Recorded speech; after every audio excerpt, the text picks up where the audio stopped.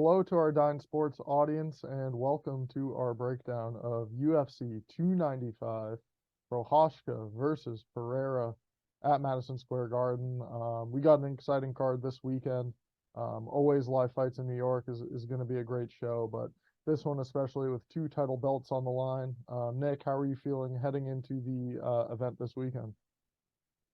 Yeah, really fun card, really interesting card. I mean, I love the main event. Two absolute characters in Jerry Prochazka and Alex Pereira. I mean, yeah, it feels like a Mortal Kombat fight. I mean, it's becoming a cliche at this point, but I've been saying it since it was announced, so I'll continue to say it. Honestly, obviously, we wanted to see John Jones continue to compete, but I think it's his last fight when he fights Stipe. So, if we're talking about the heavyweight division and what it's going to look like moving forward, this is actually a more intriguing matchup, I think, than Jones versus Stipe. Even there's also some sneaky fun fights throughout this card too. So, really looking forward to it. As always, stacked pay-per-view and MSG. No surprise there. Yeah, we will get into that heavyweight title fight, the interim heavyweight title up for grabs. I think it is the real heavyweight champ. I mean, yeah, John Jones. We'll see when he fights again. Seeding that top billing on the card to the light heavyweight. So Yuri Prochazka and Alex Pereira for the light heavyweight championship is going to be the final fight of the night. Pereira sitting the slight favorite in this matchup, minus 120 against Prochazka, who could be had at even money. Yeah, this is a sick fight. I mean, two strikers, two guys that love to throw, and two guys that are super aggressive, forward on the pressure in most of their fights. It's been a while since we've seen Jiri in competition, recovering from injury, but back quicker than I think a lot of people expected. He's super durable. He's a guy that gets hit a lot in his fights, it seems, but he's able to take it, able to take clean shots from a guy like Uzdemir, from Glover Teixeira.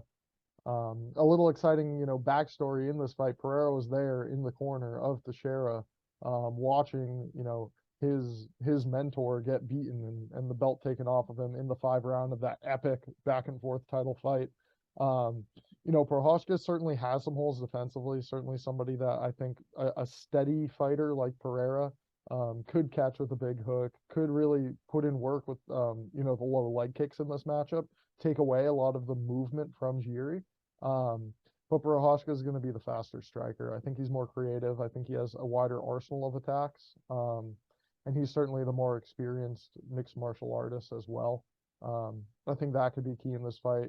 Yuri Prochazka able to execute in a lot of fights on the mat against high level competition, even prior to his run in the UFC, beating some solid opponents on a quite impressive win streak over in the Risen promotion. So I think if he puts it all together here against a guy like Pereira, I see Yuri having a lot of success.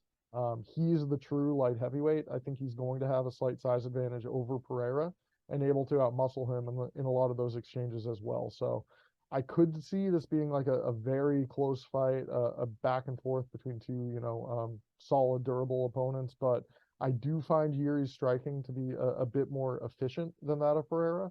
And I think over the course of this fight, he's going to be able to wear on him, likely get takedowns if needed. And I think grappling is, one of the more clear paths to victory for Prochazka here.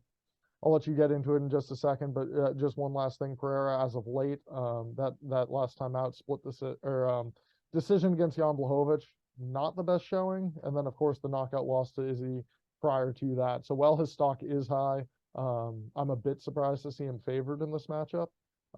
Certainly at an even money price, I think Prochazka is going to be the side for me here in what's going to be an awesome fight. Yeah, I'm with you on Prochazka.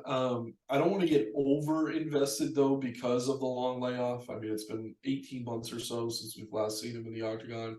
I mean, typically these types of matchups, I'm not going to favor the guy with the more reckless style. Like Pereira is certainly the better defensive striker, absorbs nearly 2 fewer strikes per minute compared to Jiri. Jiri definitely the type of guy, kill or be killed, fight fire with fire. But that's very rare. It's a rare type of opponent for Pereira. Usually Pereira is the scary guy. Usually he's the intimidator. Usually he's the one stalking forward. It's very rare you see someone really come out with the style against him, and I think it could be too much for him here. But yeah, I mean, there are certainly paths for Pereira as well. I mean, Jiri likes to do some of the hand fighting stuff that we see Strickland do. We saw how that worked out for him. If he's parrying body jabs and things like that, he can certainly get caught with that left hook. I also really like Pereira's leg kicking game. One of the best we've seen in the upper weight classes over the past few years. Does a really good job disguising it. I will say, though, in throwing those leg kicks, Pereira's hands are down often. I think he could be there to be countered if he's not setting up those leg kicks as well as he does usually cover them. So yeah, I think both these guys have holes in their defense. I think both of these guys have knockout power. In some ways, they both have durability issues. I mean, Jiri, like you said, he takes a lot of damage and he seems to recover well.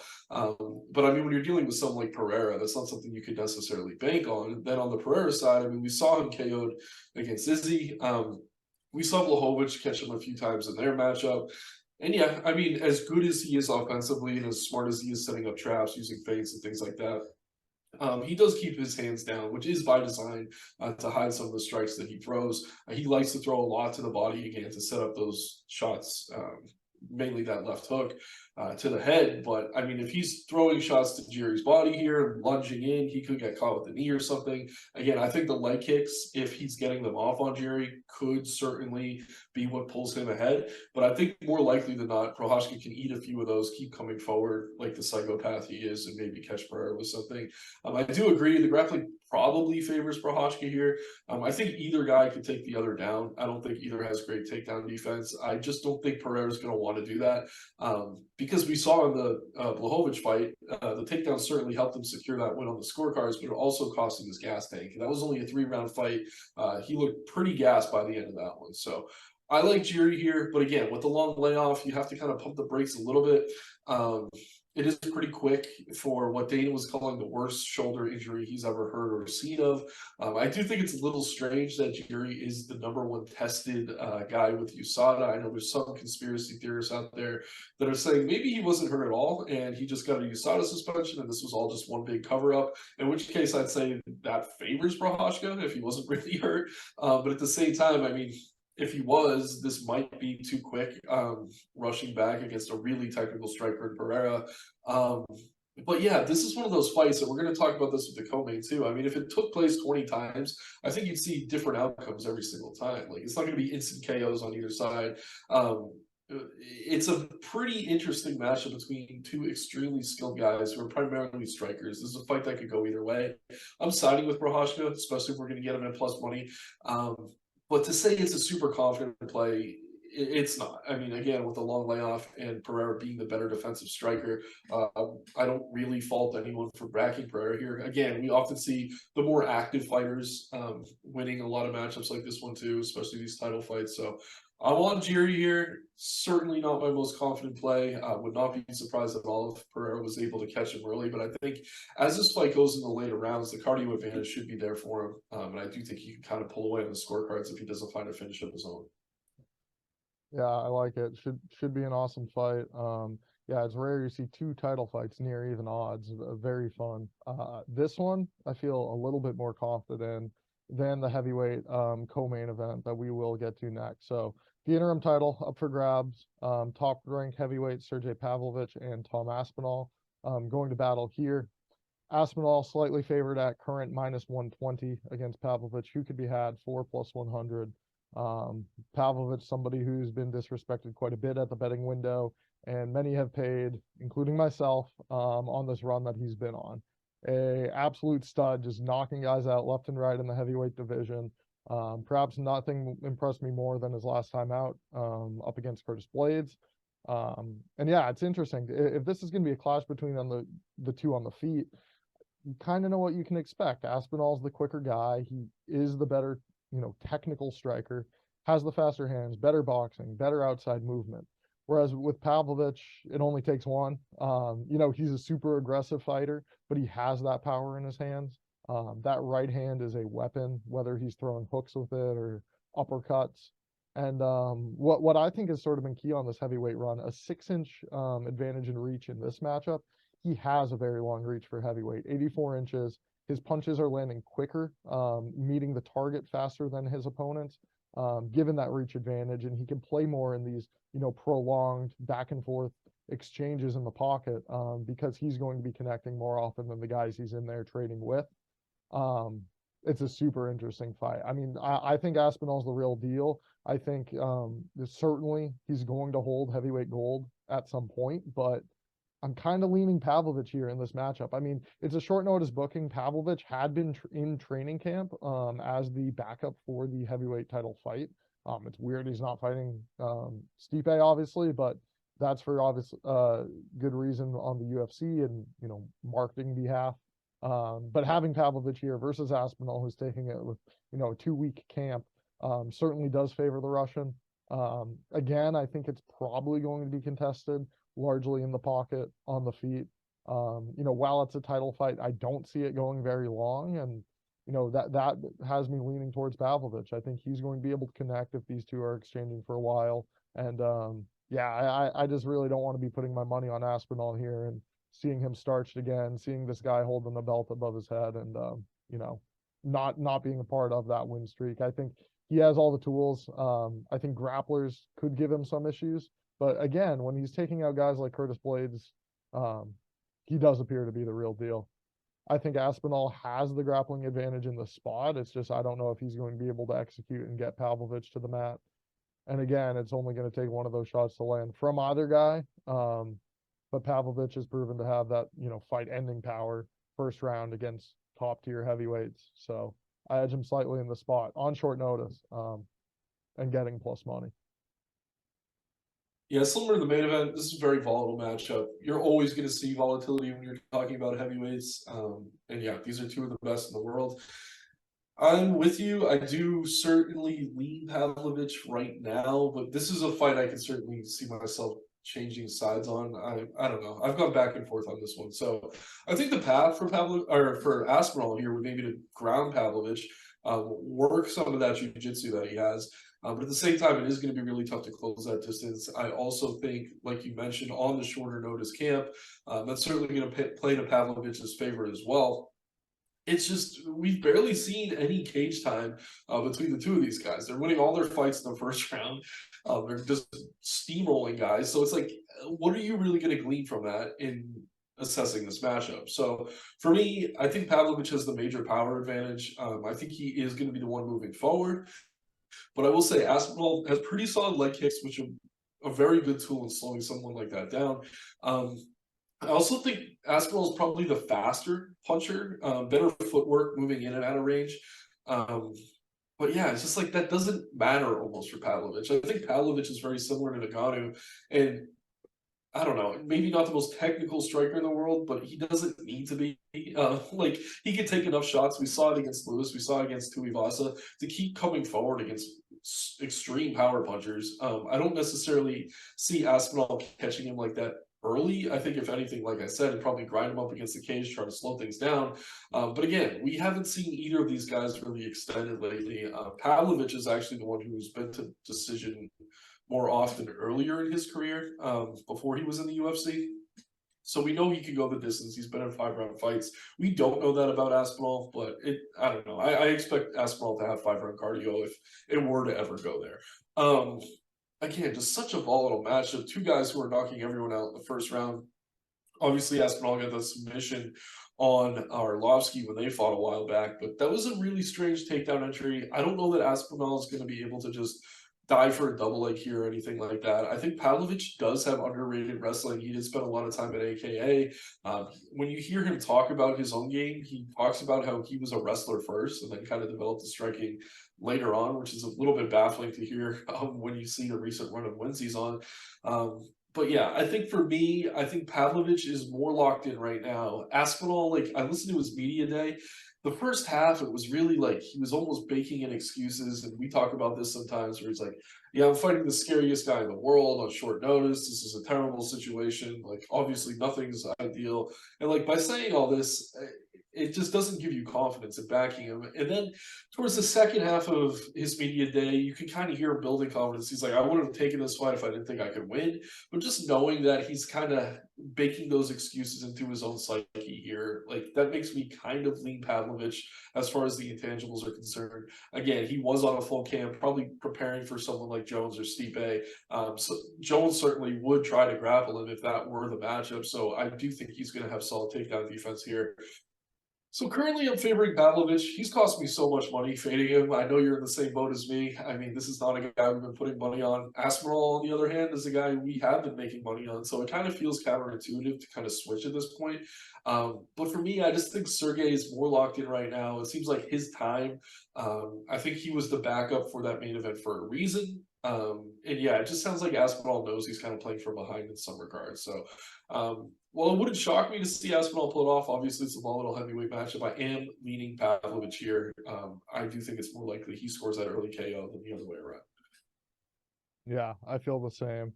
Definitely a fight. I do see that under coming through, whether it's at 1.5 or you could get 2 rounds, something like that.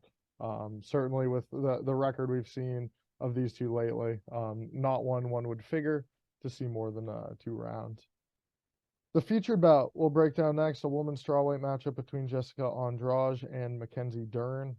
Dern, a -210 favorite in this spot, with Andrade, who could be halved for +170. Andrade coming off 3 losses in a row against pretty quality competition. I could kind of give her a pass going up against Tatiana Suarez, going up against Blanchfield. Wrestling heavy approach from those two. Seeing her KO'd by Yan Xiaonan a little more concerning, but I could see her finding success yet again here, going up against an opponent in Dern who, while a very talented grappler, has deficiencies in her offensive wrestling and certainly in her striking. She's proven much more capable of getting fights to the mat as of late, but Andrade and her jiu-jitsu background, her strength at 115 pounds, I think gives her a slight edge in those clinch exchanges, perhaps able to reverse or at the very least keep Dern off of her. And I just see a pretty significant divide between the striking of these two. Dern not known for her power, not known for stringing punches together, and I would say those are the aspects that Andrade does very well. Andrade is certainly somebody who's been profitable for me as an underdog in the past, but again, not somebody I'm super eager to back. She's been such an established presence in the UFC. I'm not sure we're going to see too many more wins for her, especially as she's facing these girls in the top 10, top 15. Definitely a spot I want to see her on the scales again too. Normally no issue making 115 pounds, but again, just something we will want to confirm prior to betting. But yeah, +170, +175. I see some value on her in this spot. I feel like I'm going to be pulling the trigger on Andrade here, just based on those credentials and the fact that I do see this being a fight that would likely go to decision. And if that's the case, she's going to be landing the more effective strikes on Mackenzie Dern, adding up the volume, and likely stuffing takedowns if that is to be the case. So I will be going with Andrade here. Not at all a confident play though. With Dern's jiu-jitsu and ability to finish fights on the mat when she gets it there.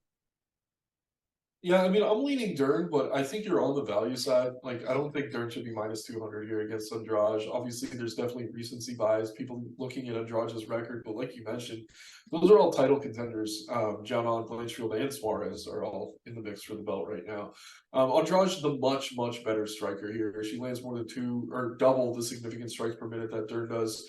Also more sound defensively, even with her aggressive style.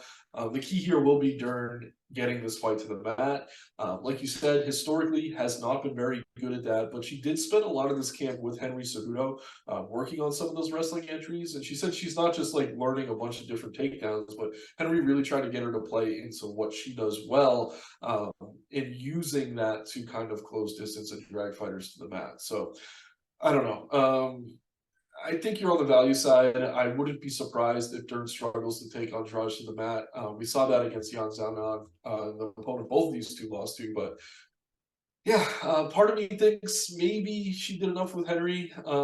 to get That's this a fight to the vet. that's a Yeah, good training I don't know. partner. Andrade is 5'1", so that's a good Yeah, understanding. same exact size. But yeah, I mean, the wrestling has always been the issue for Dern. I do think her striking's improved dramatically. We saw that in the Angela Hill fight last time out. By far the best Dern striking's ever looked. I do think she can land and hurt Andrade, but at the same time, I don't think she wants to be in prolonged exchanges. Do give Andrade the power advantage, but Dern is pretty damn durable.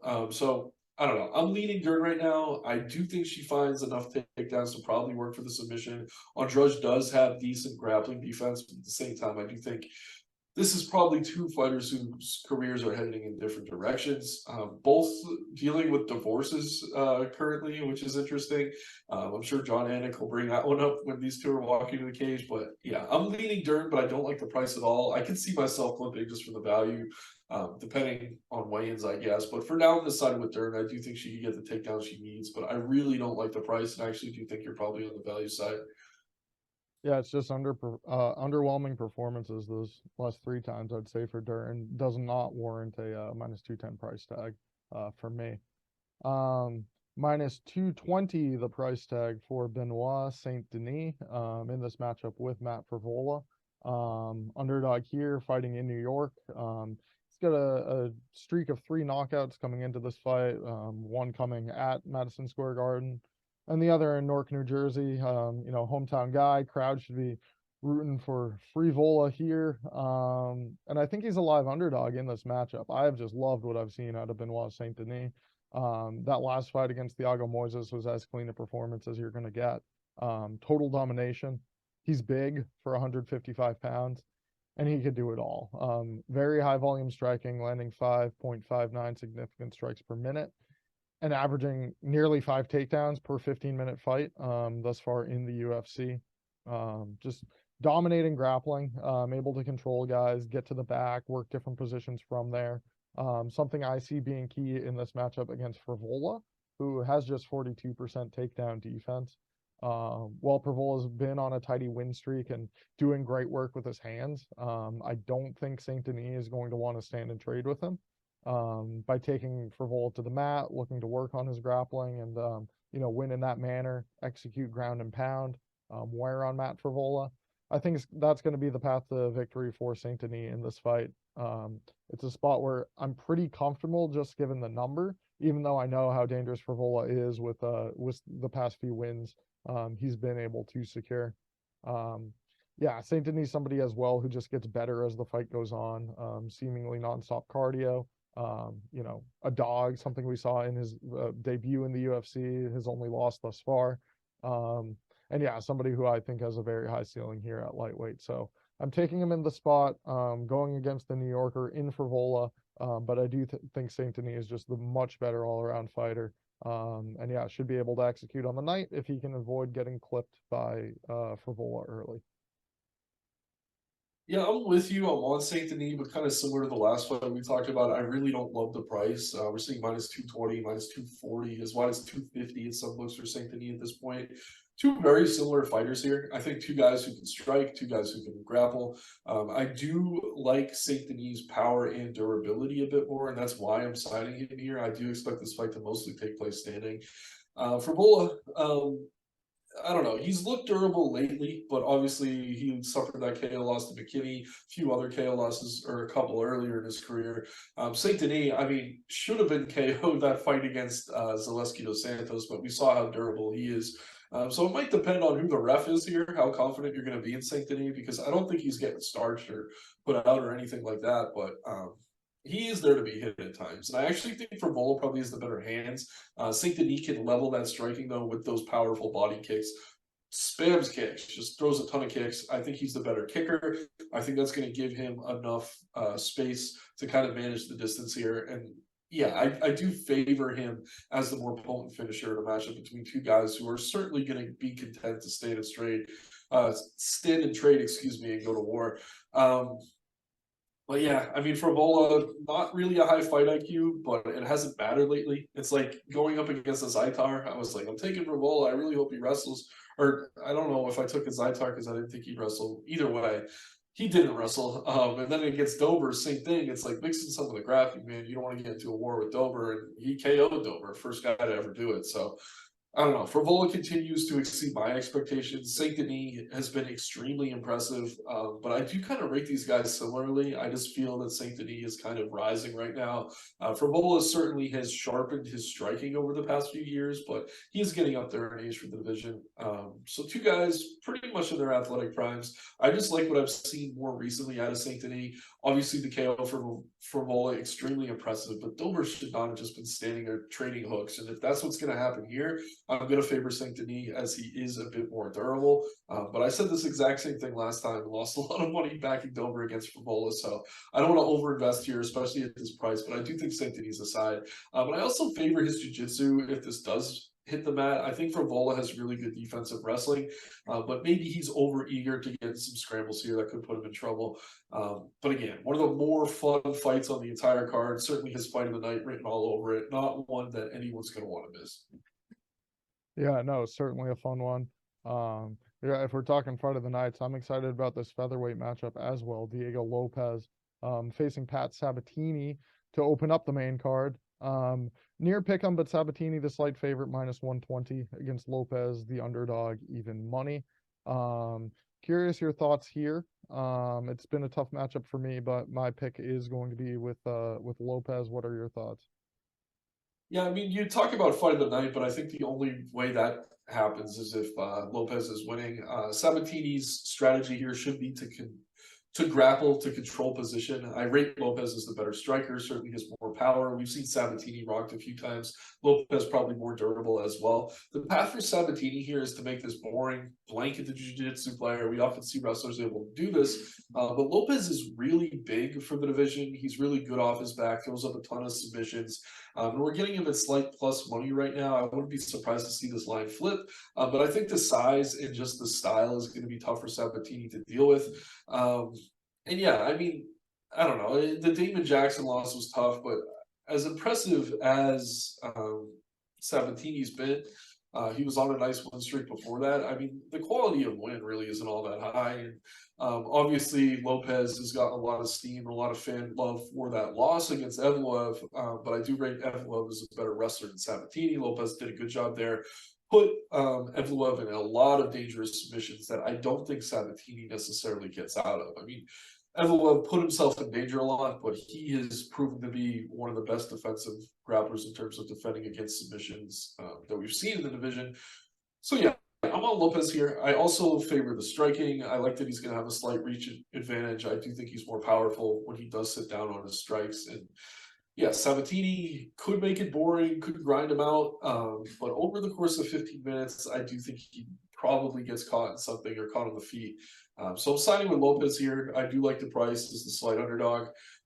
Wouldn't be surprised to see Sabatini make this a boring fight, though, and just kind of win controlling position, mixing in a little bit of ground and pound and just staying safe that way. Probably a cleaner version of what we saw in the Evloev fight. But yeah, I do think Lopez has enough for him here to probably catch a submission at some point. And if they are going to stay on the feet and they don't want to grapple, I do favor Lopez's striking. So I'm on Lopez, not the most confident play. The path for Sabatini is certainly clear here. But yeah, I just like the style of Lopez. I think it's going to be tough for Sabatini to deal with. Yeah, no, 100% agree. Lopez, the better striker when these two are on the feet. But you hit the nail on the head with his defensive grappling. That's going to be the X factor in this fight.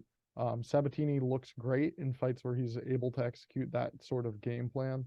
A grappling heavy approach, one where he can control things, stay on top of his opponent, work to chokes from mount and other dominant positions. And Lopez isn't a guy who allows that to happen. He's very aggressive with his jiu-jitsu, extremely versatile on the mat, throwing up a lot of submission attempts, whether it be to actually threaten or to sweep his opponents when down on the mat. That's why I figure this to be an exciting bout, because I think we are going to see a lot of back and forth scrambles on the mat, and Lopez coming out on the better side of those exchanges. Again, throwing punches when these two are going to be upright on the feet, but otherwise he should be the one able to get into the positions needed to, whether it be score points or work toward a submission finish in this spot. So yeah, no, completely agree. I was pretty high on Sabatini a bit earlier, but Really against lackluster competition, he's able to mow through guys. I don't think Lopez is that. He's proven to me that he does belong in the UFC, and he should have the skill set to combat the game plan we often see Sabatini employ. So yeah, near even odds. I'm on him. I think a good play. Plus 100, maybe getting him early, as you say. Could see this price change throughout the end of the week. The preliminary portion of the card will begin 8 p.m. and with a flyweight matchup between Steven Ursig and Alessandro Costa. This is a very interesting matchup. Ursig minus 200 in the spot. Somebody who's thus far looked pretty good. A very good debut fight against David Dvorak. And then yeah, able to execute well for a flyweight in terms of power and fight finishing ability. He has a great jab, great kicks, and very good wrestling. The ability to execute jiu-jitsu transitions and things like that you don't necessarily expect with somebody with as crisp striking as him. I like the kicks a lot out of Urseg and overall his volume on the feet. For a long guy at flyweight, he does use the jab well and uses length well. Certainly something I expect to be a key factor here against the shorter man, Alessandro Costa. Costa's shorter, but a bigger build. He should have some control in terms of grappling or maybe better in terms of landing single punch or hook in the spot against Ursig. But I think overall, over the course of this fight, we are going to see a more productive outing from Ursig. I think Costa, well, he's proven very dangerous and honestly looked great himself as well. Not somebody I necessarily see enduring the barrage of punches from Ursig and coming forward as aggressively in round 2 and 3 as he's able to in the first round of this bout. So I think it's a matchup that does favor the Australian in Ursig. I'm not sure I want to involve myself too much at minus 200 odds, but I am curious to hear your thoughts. Yeah, no, I feel exactly the same. I do think Ursig is the rightful favorite, but I really don't like the line again. It's a lot of these minus 200 favorites on this card. I just think there's just a little bit too much steam on them. And yeah, Costa, I mean, looked amazing against Amir Albazi, almost finished him. Very powerful striker. I do give him the power advantage here. I definitely think Ursig is the better defensive striker, probably the cleaner technical ability both offensively and defensively, but Costa's power for a flyweight is certainly notable. Ursig, very good submissions on the mat as well, so he's going to be dangerous there. But again, Costa, a lot of power, and I mean, Ursig looks good, but we haven't seen him rock too many times yet. Not sure what his chin's going to look like as he continues to climb up through the ranks, but these are two really impressive young flyweights. I really like both of them and their respective upsides in the division. This is sneakily one of the better fights on the entire card. I am siding with Ursig here. I think he can manage distance well. I think he's going to win scrambles if this fight does hit the mat, but I would not be lying. I mean, I would be lying if I didn't say I was at least a little bit concerned about Costa's power. And I mean, there were moments in that Albazi fight where it looked like he was going to pull off the upset. I was heavy on Albazi inside the distance. He almost didn't get the finish in that fight as like a -4, -500 favorite. So yeah, Costa, definitely some PTSD from backing him here. I do favor Ursig slightly. I just think he's more well-rounded, more technical. In a fight that probably goes to the scorecards. He's going to be doing more minute winning. But yeah, Costa's certainly live for an upset here. So another fight where I think the line's a little bit too wide, but the market does have at least the correct favorite price. So yeah, a little bit too wide. I'd like to see the line close, but I'm on Ursig for now. Yeah, it just seems likely that if Costa's going to cash on the spot, it's by finish, and we don't see that all the time at flyweight. So completely agree with you there. Ursig likely better over the course of a longer fight. We'll look now at this women's strawweight matchup. I'm very excited for this one. Tabitha Ricci, small underdog plus 145, going up against the favorite Lupita Godinez, who could be had minus 170. Who do you have in this spot?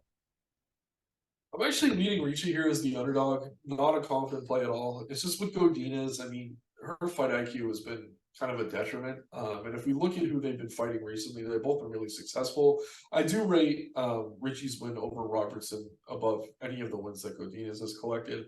Godinez, really close fight with Calvillo on the feet. Pretty competitive fight with Dakota, and then just ran through Elise Reed, who I don't rate highly at all. But to see Richie really dominate Robertson, especially on the mat, that was kind of telling to me.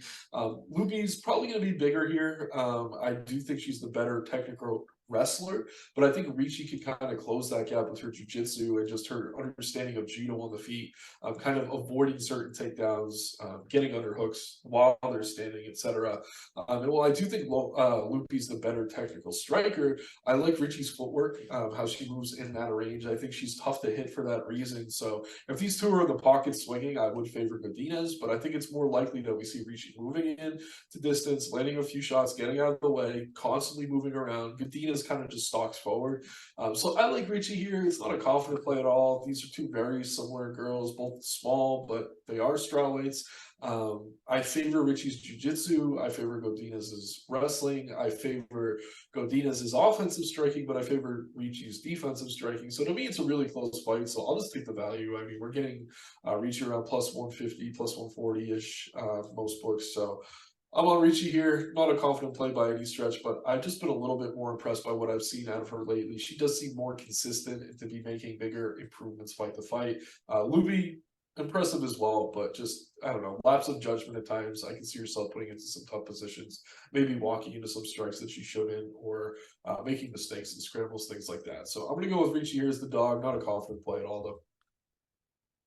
Yeah, I'm tempted that way as well. I think I am going to be settling on the Godinez side, but it should be a really good fight. You highlighted the grappling. I think that's going to be the key here.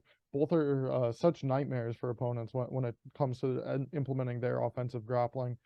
We've seen Godinez land 7 takedowns in a fight. I mean, her wrestling is legit. And Ricci, when she's in, top control, able to execute her jiu-jitsu, is about as tough as it gets here in this women's strawweight division. So it really is tough to say who's going to win in a grappling heavy fight. I think you'd rather have the plus money side. But I do give a more significant edge in the striking to Godinez than it seems that you do. Just in terms of the punching power and the combinations that she's able to put together, I think it's a lot more than what Ricci sort of brings to the table. Not to mention the boxing for Godinez. A main base of hers in addition to her offensive wrestling. She does have the better hand. She's able to string together the better combination punches. And if these two are going to, negate each other or cancel out in terms of what we see on the mat, I am going to side with Godinez just because I think her hands are slightly better than that of Ricci. But yeah, I love the ceiling for both of these two girls. I think it's going to be a very high level fight, and I'm excited for this one. Probably won't be betting much either way, but Godinez is going to be the pick for me here. All right, we'll look next at a lightweight booking between Matus Rembeshki and Roosevelt Roberts. This is a fight coming together on short notice after a cancellation. Rembeshki initially slated to fight Nurolo Aliyev here at Madison Square Garden. Instead, getting Roberts on short notice, favored minus 600, minus 650 in most spots. It was an underwhelming UFC debut for Rembeshki, but a good win his last time out against Loic Radzhabov. I think he's better overall than Roberts. Roberts, I mean, always talented when it comes to his striking, throwing a quick 1-2, piecing some guys up on the feet when he's able to just get behind his length and, pump out a high volume of strikes. But we've seen a much more well-rounded attack from Rembeshki. Out of the Southpaw stance, he's a bit awkward on the feet. We see him get hit quite a bit at times. Obviously, I have some concerns backing him, of course, as a minus 600 after that debut performance. But I think he is going to land the more meaningful shots on the feet, and certainly he has the grappling to take down Roosevelt Roberts, somebody who's been had a bit of a deficiency in terms of his jiu-jitsu defense and overall fight IQ when fights do get brought down to the mat. So Rembeshki's probably good in the spot minus 600. Again, short notice. You really don't know what you're going to get out of Roberts here. I'd rather take the fighter on a full camp, one professional loss to his ledger, and much more complete in my eyes. So it's Rembeshki for me, and probably a fight he could win inside the distance. Yeah, not too much to add. It's nice to see Roberts work his way back into the UFC. He had a stint where he lost a few fights, got cut. was on the Ultimate Fighter, made the semifinals against Austin Hubbard in a fight that really could have gone either way. Neither guy really did much, but yeah, I'm not surprised to see him back in the promotion here. I do think this is a tough matchup for him on short notice, though. Line does feel wide, but Roberts under a 60% takedown defense in the UFC. I think Rebecki is going to lean on his grappling. I think he's the more powerful puncher, but you're dealing with a 7-inch reach advantage for Roberts, so I think the path is just very clear. Just wrestle. Rebecki averages 3.5 takedowns per 50 minutes. I think once he gets into the mat, he should be able to land some ground and pound. Certainly live for submission as well. So I like Rebecki here. The line does feel a little bit wide, but yeah, I do think he gets it done probably inside the distance. Yep, seems like a straightforward one. We can move on to a more hotly contested lightweight matchup here. This is Nazim Sadikov facing Vyacheslav Borshov. A slight dog. Borshov had it even money for Sadikov, who I could give you a -125. What are your thoughts on this one? Yeah, I think it's pretty clear that Borshev's the better striker in this matchup. I also think it's pretty clear that Sadikov is the better grappler. It's going to be a question of if Sadikov can get enough of his wrestling going to control where this fight goes and stays. Borshev, really gifted striker, but we've seen that his takedown defense is essentially non-existent. Something he's constantly working on, but not something we really see improving all that much. I mean, he is coming off a nice win of Mahat, but that was a striking fight. And I mean, Sadikov was getting picked apart by McKinney, but as many do against McKinney, he survived that first round, took over, got the finish of his own. So I do like Sadikov here fighting Adam Ray Longo MMA. But yeah, I think I want to spend a little bit more time digging into this, maybe trying to find some interviews. I need to know that Sadikov's going to grapple here. And if he doesn't, he's probably going to lose. He is in front of a New York crowd. He's going to have a lot of friends and family in attendance. If that leads to him not wanting to wrestle and stand and trade and go to war, he's probably going to get caught, KO'd and lose. I mean, he did not look great on the feet against Evan Elder. A fight he won because of a cut, but a fight he was losing on the scorecards. And then against McKinney, pretty hittable there as well. So for me, I need to spend a little bit more time on this, but if I can get the confirmation I expect I will find that Sadikov's going to lean on his wrestling in this matchup, I do think he's the side. Just a pretty solid grappler, and I think he has enough to keep Borshev down, at least enough to win minutes, grind him out, and kind of take over late in the fight. So not a confident play. On the feet, Borshev's definitely the better striker, but I don't know. I do think Sadikov has enough in his bag as far as grappling is concerned to probably grind out a decision. Yeah, I mean, anyone's a better grappler than Borshov, but Borshov is going to be my fifth underdog play thus far on the card. I think he is a much better striker, and I see this as a striking match. Salikov, one would think, would want to take a grappling heavy approach in this fight, but that is just because of his opponent. He really hasn't grappled too efficiently in terms of his overall career, not shooting in his past two fights, and that's going to be much needed against Borshov because we saw in a style of fight where you're standing and striking with him, he's going to have the upper hand. That win over Mahashate was beautiful. 3 knockdowns, absolutely picked him apart, body, legs, head, just everything. I think facing Sadikov out of the southpaw stance is going to present the liver shot to Borshov, something that we've seen him take advantage of before, inside and outside of the UFC. And yeah, if it's a fight contested on the feet for more than a small majority, I think it's going to be all Borshov able to pick apart Sadikov here. Somebody who's a bit quicker and just the much more credentialed in terms of his kickboxing skills. Now, I really like Sadikov. I think he is efficient on the feet. It's just in a style matchup where a guy is so much better at feinting and setting up strikes than you. It seems like an uphill battle. I think he could beat a lot of guy in striking matches. You know, we saw it against McKinney. We could even see it here against Borshov. I just find the much more technically skilled guy to be the Russian. And yeah, while I worry about the takedown, I don't really think Sadikov is going to execute a grappling heavy game plan here. And for that reason, I think Borshov gets the win. Should be a fun fight, though. I like what we've seen out of Sadikov, too.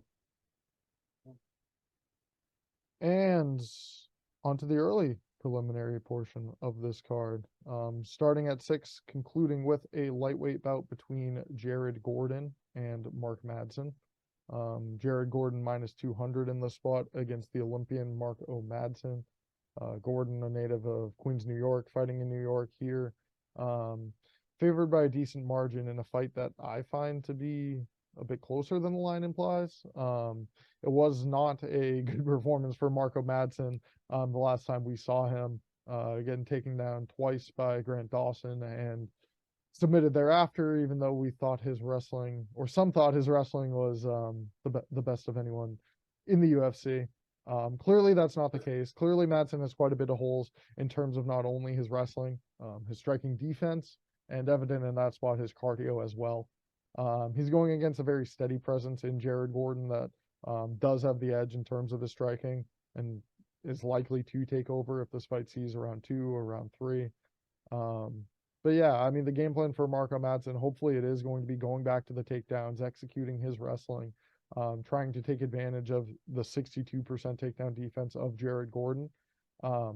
I think he is going to be able to get this fight to the mat if he truly wants to do so.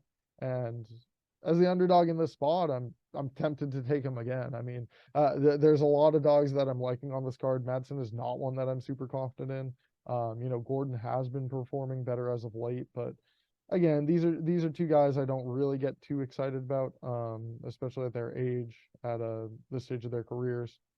Grant Dawson, the same way he beat Marco Madsen, took down Jared Gordon 7 times, was a dominant performance against him as well. So I could see Madsen executing a grappling heavy game plan and able to control Gordon in this spot. So I think there's value on him on the underdog, but certainly not a confident play after seeing that bad performance his last time out. Yeah, I think Madsen's age is starting to catch up to him. Pushing 40 years old, just turned 39 actually, so not quite pushing 40, but did not look great last time out. And Gordon, while on paper doesn't have the best takedown defense, he is pretty solid in scrambles, does generally do a good job working back to his feet. And I do think he's the much better striker here. Lands more than 2 significant strikes per minute compared to Madsen, also absorbs less. So all the striking numbers really do favor Gordon. And Gordon seems to be making major strides. I mean, he looked really good against Pimblett, a fight he lost, but many thought he won, myself included. Last time he dealt with that accidental clash of heads against Bobby Green, but the striking exchange is there. I mean, that was the best I think Gordon ever looked, albeit it was for a very brief period of time. But I do think Gordon is making major jumps in his ability fighting out of Killcliff FC. Mark Madsen spent a lot of time at Fight Ready. His wife, though, is dealing with MS. I know he's had to move a few times, just dealing with a lot outside of the octagon. So I feel for the guy. At the same time, I don't know if he's as invested in the sport as he was. Also coming off the first loss of his career, that's always difficult. And yeah, I just don't know that he could control Gordon on the mat for 15 minutes. The thing, too, with Madsen, as good as he is, at wrestling, he doesn't really have much of a jiu-jitsu game. It's tough for him to find finishes even when he is dominating the grappling. So I think over the course of 3 rounds, Madsen probably wins the first round. And then I think Gordon starts to take over from there, probably wins the second, and maybe finds the finish in the third or just wins that 3rd round. Does feel like a close fight. Another one where I'm not loving the price on the favorite, but I do agree with the favorite. I just think Gordon is the more well-rounded fighter here, and a guy who I see continuing to make improvements at 35 years old, fighting in front of his home crowd. He's checking a lot of the intangible boxes for me here. So I do like Gordon here to get it done. Madsen probably wins the first round, might be a good live betting opportunity, but I am siding with Gordon. And yeah, I don't think this is a pick I'll be changing. There are a few we've discussed where I can see myself flipping. I am pretty confident that I'm going to stay on the Gordon side here. Yeah, I mean, I see it kind of the same way. May still take a shot with Madsen banking the first round, but could definitely see Gordon taking 2 and 3 from him. Next up, a bantamweight matchup. This is a fight I'm torn on. John Castaneda minus 145 against Kung Ho Kong, plus 120. Yeah, this is one I've really been back and forth about. Another underdog play that I was kind of looking at here. Is Kong slightly more active, the striker, and the better ranged attacks, in my opinion, throwing more kicks than Castaneda, who relies a bit more heavily on his hands. Castaneda has been wrestling a bit more lately, like we've seen him execute takedowns in his past few fights, but I don't really see him thriving in the spot against a proactive grappler in Kang, somebody who could submit Castaneda if these two are rolling. And that would likely mean it's the decision of Castaneda to not shoot and instead kickbox in the spot. Not super confident saying what would happen in that scenario. I mean, while Castaneda is good from both stances and again, a bit more effective with his hands. He has some prolonged periods of inactivity in his fights, and really the same could be said for Kung Ho Kong. So, yeah, really not that eager to take the underdog in this spot, but he's paid off lately. He's been looking pretty good, even though he's getting up in age now, especially for the 135-pound division. I'm leaning that way, but again, not entirely sold on this fight. You'll have to check out our write-up on Dine Sports Saturday for an official pick from me. But let's hear what Nick has on this one. Yeah, I'm actually on the underdog here. I do like Colin to get it done. Big intangible here for me. So this fight is actually being fought at 138-pound catch weight. I believe it's Castaneda who asked for that, and he's had issues making weight in the past. I think Kong maybe missed weight first. No, he didn't miss weight. Castaneda missed weight. I'm trying to look this up right now on the fly here. No, he made weight, but yeah, I know he's had issues at times making 135 pounds. So yeah, it's a little bit of a red flag that he's fighting for this catch weight early in the week, and it's only 3 pounds. It's like he knows he's going to struggle just to get to that limit. So I don't know. To me, that's a bit of a red flag on the Castaneda side. I do think Castaneda is probably the more dangerous striker. He's going to be moving forward, throwing more volume, but he's also there to be hit in exchanges. Kong not always as active as you'd like to see, but all the strikes he throws are meaningful. He's not just making moves to make them. I mean, not the level of striker where we talk about someone like Pereira or anything like that and setting up traps and feints, but he does a good job getting reads on his opponents and doing it relatively quickly. If not to counter, to find takedown entries, which we have seen Kong leaning on more lately, but I actually think that's his path to victory here. I think he could probably get the takedowns he needs to win more minutes, and I do think both these guys are pretty durable. It's probably a fight that goes to the scorecards. I just expect Kong to land the bigger shots over the course of 3 rounds, even if Castaneda's putting out volume early, and I think he has a high enough fight IQ to mix in the wrestling and win the grappling exchanges if he has to as well. So I see a few outs for him here. The whole catch weight thing, I want to dig a little bit deeper into just to confirm that it's on the Castaneda side. I mean, I've heard rumors, I'm reading through Twitter, things like that. So it's not like it's coming from any official news source. So again, check the article on Saturday. But for me right now, I do think it's Colin. I think he's the more well-rounded fighter. But that asking for 3 extra pounds is just a little bit of a red flag on the Castaneda side. He also made his Instagram private today after this news came out. So I don't know. Again, a little bit of a red flag that maybe he's in his own head. Maybe he's hurt dealing with something like that. Again, all speculative on my end, but something I'm going to look a little bit deeper into for sure. Yeah, and again, that was the side that I was leaning. Again, not necessarily sold, but certainly Castaneda is not somebody I'm ever rushing to bet. The same could be said for Kong, but he's been profitable as a dog in the past. Could be again come this weekend. All right, our next fight at flyweight. Curious to hear your thoughts here. Joshua Van, minus 220, the 22-year-old, going up against Kevin Borjas, who could be had plus 180 in this spot. Who do you have in this matchup? Yeah, I like Van here. I'm trying to find the price currently. What are you seeing for odds? 220, 230. Yeah, I mean, of all the guys in the 200 range on this card, I am pretty confident in Van. He came in, took on Zalmagulov, looked amazing, landing 8 significant strikes per minute, just ridiculous. His takedown defense held up well. Really young kid, but he's had really quality experience on the regional scene. Seems to be very well-rounded. Borjas looked good on Contender Series. Took on a guy who really just wanted to grapple and do nothing else. I think he's running into a tougher stylistic matchup here. Borjas' striking looked really good that last fight, but I don't think it's even close to a similar opponent in terms of striking ability. I do rate Van as the higher ceiling prospect here, and I think that's what they're kind of doing with this one. They're kind of gauging where these flyweights are at.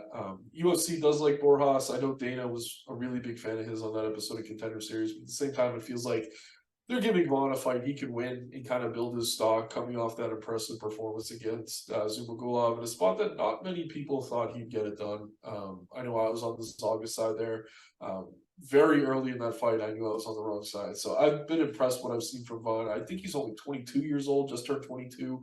Very young, but I mean, just really high fight IQ, super well rounded, seems to have skills everywhere. Haven't had to see much of him on the mat yet, but he does have a calf slicer win on his record. Seems to have some pretty quality jiu-jitsu, and yeah, just a super high volume striker. I will give the power advantage to Borjas here. I think that's the one thing you have to look out for. But nothing about Van's game has really suggested he's going to have any issues with durability, especially when he's this young at flyweight. So I do like Van here. Probably one of the better favorites, at least in my opinion, in this 200 to 300 range. Yeah, we agree on this one. I'm on Vaughn as well. Yeah, Borjas definitely has more pop on his shots, but similar from this fight to the other flyweight fight. They're flyweights. You really don't want to be backing the guy who has that one punch power, because it's not always going to come through. Over the course of 15 minutes, Vaughn should be the more effective striker. We've seen him pump out great volume and a good pace from the first minute of his fights. He throws shots from both sides very well and can add up damage well for flyweight, really wear on his opponents over the course of a longer fight. He seems like the more complete, more well-rounded fighter, despite being a few years younger, despite having one less professional fight on his resume.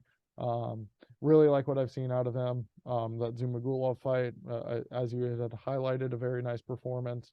And yeah, this is what I would consider as a slight step down in competition for Vaughn here. So certainly should pay off that minus 220 price tag. I'm not sure I'll be super heavy on him, just due to the volatility of the spot in his sophomore UFC showing. But I do like what I've seen thus far and think he's able to clear here, going up against the Peruvian.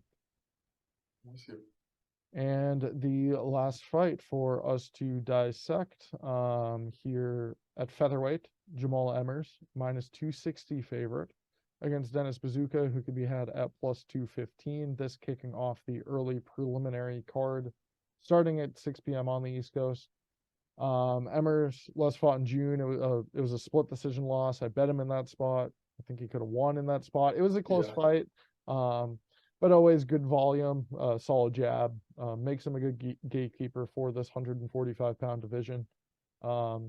Bazooka is a guy who's a bit more explosive, somebody who we've seen a bit too content to brawl, and something that I'm kind of expecting here as he's fighting in front of his home crowd, representing Cerro Longo and, fighting out of upstate New York or Long Island, New York. Opponents often can get him hurt, and, we've seen Bazooka kind of fight through that, last to the end of fights, even when he does get clipped early. But I find a guy like Emmers a bit more likely to pick him apart, using length to an advantage here in this spot. A 3.5 edge in reach for Emmers, and if he's pumping out the higher volume, able to keep the distance against an opponent who has a bit of awkward footwork, kind of gets himself caught switching stances on occasion. I could see Emmers just landing those pivotal shots on the in-betweens that end up swinging the judges in this spot. So I think he is going to be the more effective of the two on the feet. He could get clipped, but I think Emmers is probably going to pay off here as minus 260 in the spot. I think Bazooka probably wins a couple fights in the UFC. I just think it's still a bit early on for him, and I don't love this sort of stylistic matchup against another lengthy striker. We saw him come up short against Sean Woods in his last fight. Yeah, I'm with you. I do like Emmers here. I will say this about Emmers, though. He does tend to fight to the level of his opponent almost every time we see him in the cage. He had that nice split decision against really tough out Giga Chikadze a few years ago. He looked okay against Sabatini until he got caught in a submission. And then, yeah, that Jenkins fight certainly could have gone either way. I was on Jenkins as an underdog there. I definitely lucked out on the scorecards rewatching that. I will admit, I think Emmers won. But yeah, I mean, I think the key here for Emmers is going to be the wrestling. I mean, he does average around 2 takedowns per 15 minutes. Bazooka seems to have decent takedown defense, but not enough to necessarily keep Emmers off him for extended periods of time. I think on the feet, Emmers is the better volume striker, more sound defensively. I think Bazooka probably has a little bit of a power advantage, which could keep things interesting. But again, the more well-rounded fighter in Emmers faced tougher competition.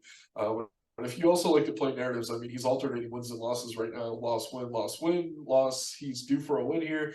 Maybe the UFC is giving him this matchup because he was kind of robbed that last time out against Jenkins. I do think Emmers gets it done here. Does seem to be kind of hitting stride. He's in his prime right now, and I'm with you. Bazooka looks okay. I mean, he's a tough kid, but I don't know that he's really ready to consistently perform at this level. It is in front of his home crowd, which could be a benefit, but it's also going to be pretty nerve-wracking, the first fight walking out in MSG. So yeah, I'm on Emmers here. Again, the wide line feels a little bit wide, but I do think he should be around a minus 250. So if you can find that price, I think he's fine. But yeah, just the more well-rounded fighter, a little bit concerned backing him heavily just because he does tend to fight to the level of his opposition. But I do think he has Bazooka cleared here no matter where this one goes. Nick, I know you're excited for this UFC 295 card. We breezed through that one. I'm pumped. Should be a lot of good betting angles, a lot of good dogs in this event, a lot of good totals as well. You'll want to check out our full write-up on Dine Sports on Saturday for our official pick for each of these fights. But as always, we thank you for joining us. Hope you enjoyed the breakdown, and be sure to check out more content always on Dine Sports. Nick, thank you, and everyone, enjoy UFC 295.